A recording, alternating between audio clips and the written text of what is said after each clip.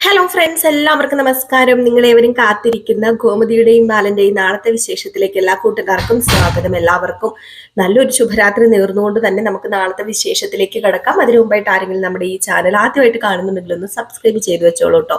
അതിനോടൊപ്പം നമ്മുടെ വീഡിയോ ഇഷ്ടപ്പെടുകയാണെങ്കിൽ ഒരു ലൈക്കും കൂടി അടിച്ചിട്ട് പോകാൻ മറക്കരുത്. അപ്പൊ നമുക്ക് നേരെ നാളത്തെ വിശേഷത്തിലേക്ക് തന്നെ പോകാം. അങ്ങനെ നമ്മുടെ ബാലൻ വട്ടുപിടിച്ച് ഇങ്ങനെ നടക്കുകയാണ്. ആര്യന്റെയും മിത്രയുടെയും വിവാഹ സർട്ടിഫിക്കറ്റ് കിട്ടാതെ അടങ്ങില്ലെന്നും പറഞ്ഞുകൊണ്ടാണ് ബാലൻ ഇരിക്കുന്നത്. അപ്പം ബാലൻ അറിയാലോ, ബാലന് കുറച്ച് കാര്യങ്ങളൊക്കെ അറിയാലോ. ഇവരുടെ വിവാഹ സർട്ടിഫിക്കറ്റ് ചോദിച്ചു കഴിഞ്ഞാൽ ഇവർ വിവാഹം കഴിച്ചത് എവിടെയാണ്, അതിന്റെ പിന്നിൽ വേറെ എന്തെങ്കിലും പ്രശ്നങ്ങളുണ്ടോ എന്നൊക്കെ മനസ്സിലാകും. അപ്പൊ അതുകൊണ്ടാണ് പുള്ളിക്കാരൻ ആദ്യം ചോദിച്ചുകൊണ്ട് നടക്കുന്നത്. അപ്പൊ ഈ സമയത്താണ് നമ്മുടെ ആകാശ് അമ്മായിയച്ഛനോടുള്ള സ്നേഹം കാരണം സത്യം പറഞ്ഞു കഴിഞ്ഞിട്ടുണ്ടെങ്കിൽ ഇപ്പം വീട്ടിലുള്ള ഒറ്റ ഓർണത്തിനെ കണ്ണിന് കണ്ടുകൂടെ നമ്മുടെ ആകാശിന്. അതുപോലെ കാറ് കിട്ടിയ പിന്നെ ഇപ്പം വേറെ ഒന്നുമില്ല, കാറാണ് വലുത് എന്ന് പറഞ്ഞുകൊണ്ട് നടക്കുകയാണ്. ധർമ്മനോട് ഇന്ന് നിങ്ങൾ പറഞ്ഞത് കേട്ട് കാണുമായിരിക്കും.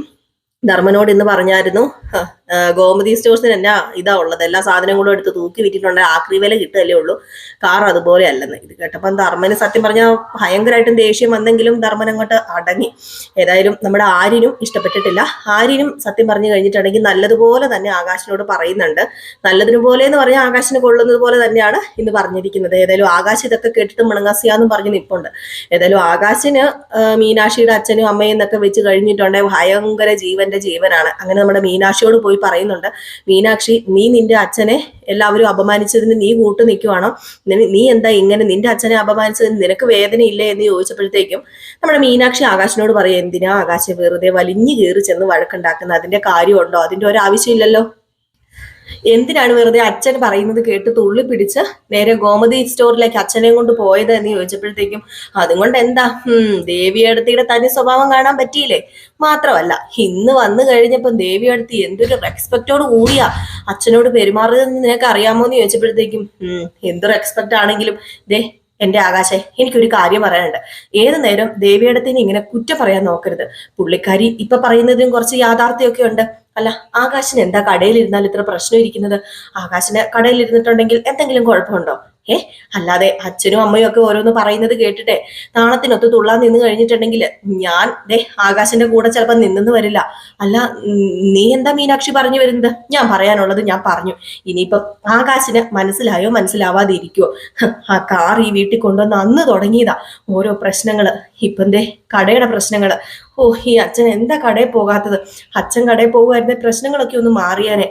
അച്ഛൻ ഇപ്പം ആര്യന്റെയും മിത്രയുടെയും വിവാഹ സർട്ടിഫിക്കറ്റ് കിട്ടിയല്ലേ അടങ്ങത്തുള്ളൂ. അല്ല, ആ വിവാഹ സർട്ടിഫിക്കറ്റ് കൊടുത്താൽ എന്താ പ്രശ്നം ഇരിക്കുന്നത് മീനാക്ഷി? അവരുടെ വിവാഹ സർട്ടിഫിക്കറ്റ് ചോദിച്ചെങ്കിൽ അതങ്ങോട്ട് കൊടുക്കണം, അതിനിപ്പോ എന്താ പ്രശ്നം ഇരിക്കുന്നത്? ഇത് കേട്ടത് വീണ്ടും നമ്മുടെ മീനാക്ഷിയുടെ ചങ്കിടിച്ചില്ലേ. മീനാക്ഷിയുടെ വെപ്രാളം പ്രവേശം കണ്ടപ്പോഴത്തേക്ക് ആകാശ് ചോദിച്ചു, അല്ല ഇതിപ്പോ നിന്റെ വിവാഹ സർട്ടിഫിക്കറ്റാ ചോദിച്ചെന്ന് തോന്നൂല, നിന്റെ വെപ്രാളം ഒക്കെ കണ്ടു കഴിഞ്ഞിട്ടുണ്ടെങ്കിൽ അവരുടെ വിവാഹം കഴിഞ്ഞതാണ്, അപ്പം അവരെവിടെയെങ്കിലും രജിസ്റ്റർ ചെയ്ത് കാണുമല്ലോ, ആ വിവാഹ സർട്ടിഫിക്കറ്റ് കൊടുത്തെന്ന് പറഞ്ഞിട്ട് ഇപ്പൊ എന്താ പ്രശ്നം ഇരിക്കുന്നതെന്ന് ഞാൻ ചോദിച്ചു. എന്തെങ്കിലും പ്രശ്നമുണ്ടോ? ഒരു പ്രശ്നമില്ലല്ലോ, അവരുടെ നല്ല കാര്യത്തിന് വേണ്ടിയാണ്. ആര്യന്റെയും മിത്രയുടെയും പേരിൽ എന്തോ ഡെപ്പോസിറ്റ് ചെയ്യാനൊക്കെയാന്ന് പറഞ്ഞല്ലേ, അതൊക്കെ ഞാനും അറിഞ്ഞ കാര്യം തന്നെയാ. നീ പിന്നെ എന്തിനാ പേടിക്കുന്നത്? അതിന് ഞാൻ പേടിക്കുന്നുണ്ടോ? ഞാൻ പേടിക്കുന്നുണ്ടെന്ന് ആകാശിനോട് ആരാ പറഞ്ഞേ?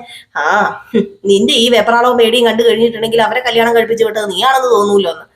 അയ്യോ, ഇതോടുകൂടി നമ്മുടെ മീനാക്ഷിയുടെ സകല കൺട്രോളും പോയിട്ടോ.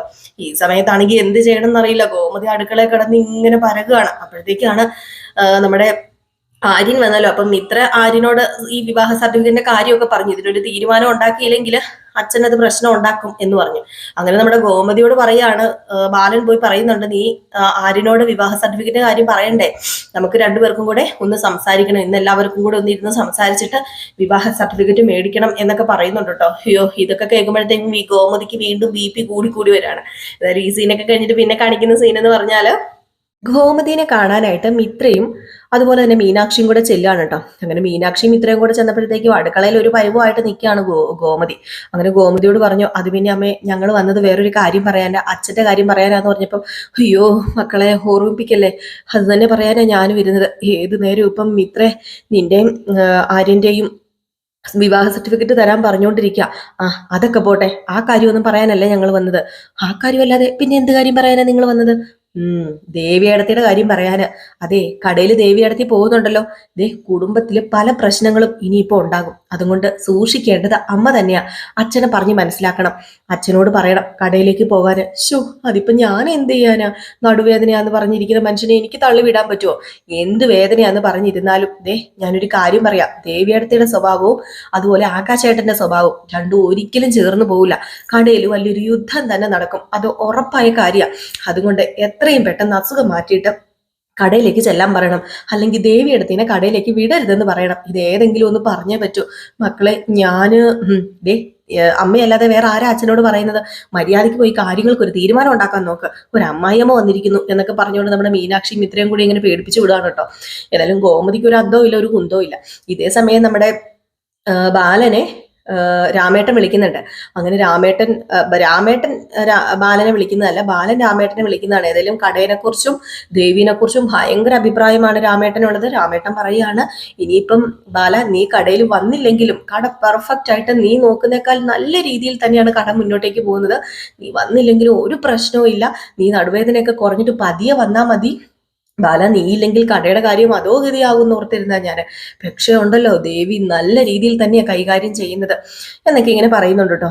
ഏതായാലും നമ്മുടെ ഗോമതി വന്ന് ബാലനോട് സംസാരിക്കുന്നുകൊണ്ട് ഇനിയിപ്പോ കടയില് ദേവീനെ വിടാതെ ബാലേട്ടൻ തന്നെ പോകണം, അല്ലെങ്കിൽ അതിന് പകരമായിട്ട് ഞാൻ പോകാം, മക്കൾക്കിടയിൽ ഒരു പ്രശ്നം ഉണ്ടാകാതിരിക്കാനാണെന്നൊക്കെ പറയുന്നുണ്ട്. ബാലന്റെ തലവല്ലവും കയറുവോ? ബാലനിപ്പം മിത്രയുടെ ആര്യന്റെയും ഇതിന്റെ പുറകെ നടക്കുകയാണല്ലോ. അപ്പൊ ഇതേ സമയം വീണ്ടും കാണിക്കുന്ന ഒരു സീൻ എന്ന് പറഞ്ഞിട്ടുണ്ടെങ്കിൽ ധർമ്മനെയാണ്. അപ്പം ധർമ്മന് ഇവിടെ അടി ഉണ്ടാകുന്നതും വഴക്കുണ്ടാകുന്നതൊന്നും ഇഷ്ടമില്ലാത്തത് കൊണ്ട് തന്നെ ആര്യനോടും ആകാശിനോടും കാര്യങ്ങളൊക്കെ പറഞ്ഞ് മനസ്സിലാക്കുകയാണ്. അപ്പം ദേവീനെ സപ്പോർട്ട് ചെയ്ത് സംസാരിക്കുന്ന രീതിയിലാണ്. ഫുള്ളായിട്ട് സപ്പോർട്ട് ചെയ്ത് സംസാരിക്കുന്നില്ല എങ്കിൽ പോലും ദേവിയോട് പറയുന്ന ദേവിയുടെ ഭാഗത്ത് ശരിയുണ്ടെന്നുള്ള രീതിയിലാണ് സംസാരിക്കുന്നത്. അങ്ങനെ ആര്യനോട് പറയാണ്, ആകാശിനും കുറച്ച് എടുത്തിയാട്ടം കൂടുതലൊക്കെ തന്നെയാണ്. ഞാനൊരു കാര്യം പറയട്ടെ, ആകാശം നീ മിണ്ടാതെ ഇരുന്ന് ഈ മാമൻ പറയുന്നത് കേൾക്കണം. രണ്ടാമത് നിന്റെ അമ്മയപ്പനെ അങ്ങോട്ടേക്ക് കൊണ്ടുവരേണ്ട കാര്യം നിനക്കുണ്ടായിരുന്നോ? എന്നിട്ട് പോലും അവള് ദേവിമോള് ഒന്നും പറയാതെ എല്ലാം കേട്ടു നിന്നു. എന്തൊക്കെ രീതിയിലാണ് അപമാനിച്ചത്. എന്നിട്ട് പോലും കമാന്നൊരു അക്ഷരം ദേവിമോള് വേണ്ടിയിട്ടില്ലല്ലോ. പിന്നെ എന്തിനാടാ ആ കുഞ്ഞിനോട് നീ ഇങ്ങനെയൊക്കെ കാണിക്കുന്നത്? ദേവി പണ്ടത്തെ പോലെയൊന്നുമല്ല. അവളെ ന്യായീകരിച്ച് പറയുകയല്ല ഞാൻ, പക്ഷെ കടയിൽ നിൽക്കുന്ന കാര്യത്തിൽ അവൾ ക്ലീൻ തന്നെയാ എന്നിങ്ങനെ പറഞ്ഞ് നമ്മുടെ ദേവീനെ പൊക്കി സംസാരിക്കുമ്പോ ആകാശ് പറയുന്നുണ്ട്, ഓഹോ അല്ലെങ്കിൽ ഇപ്പൊ സോഫ്റ്റ് കോർണർ ഭയങ്കര ദേവിയോട് എനിക്കറിയാം.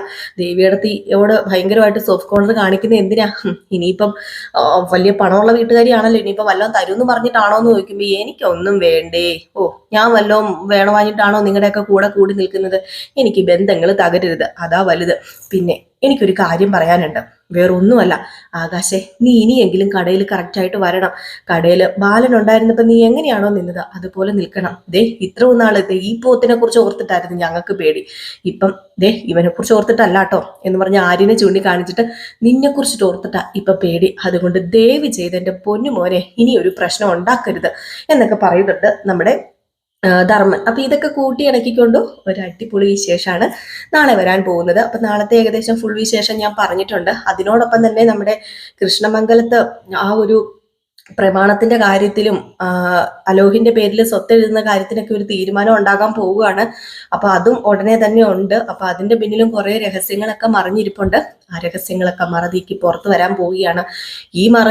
ആ രഹസ്യങ്ങൾ മറനീക്കി പുറത്തു വരുന്നത് ഒപ്പം ഈ രഹസ്യങ്ങളും മറനീക്കി പുറത്തു വന്നു കഴിഞ്ഞിട്ടുണ്ടെങ്കിൽ അയ്യോ പിന്നെ പറയാതിരിക്കുന്നത് തന്നെയാണ് നല്ലത്. നമ്മുടെ ഗോമതി എല്ലാത്തിന്റെ അടിയിലായി പോവും. അപ്പൊ നമുക്ക് കാത്തിരുന്ന് തന്നെ കാണാം. അപ്പൊ എല്ലാവരും കാത്തിരിക്കുക കേട്ടോ.